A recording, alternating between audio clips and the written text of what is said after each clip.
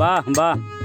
हमारे अंगे गुलाब नियन खिलल बा बदनवा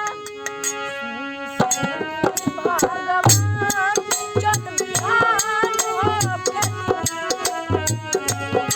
सुनी सुनी भगवान जन बिहान होके वाह। आज राजा जी के कोरवे आज राजा जी के कोरवे में जवान हो गई। आज राजा जी के कोरवे में जवान हो गई। हूबहू इस गाने को गा रहा है ये बच्चा भोजपुरिया समाज के चैनल पे। राजा जी के ओठावा से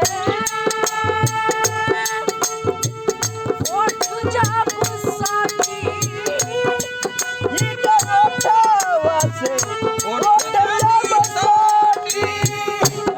हमारी हमारा भुक भुक बोरी हमरा दिलावा के। होती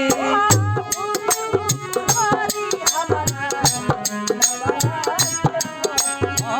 भूख भूख गोरी हमरा दिलवा के बाती।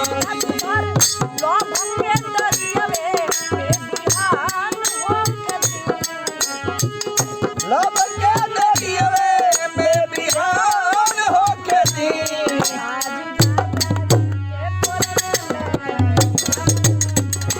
आज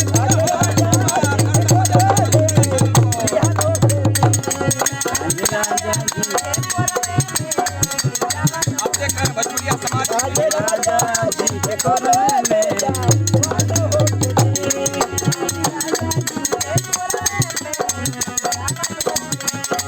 आज राजा जी के कोरवे में जवान।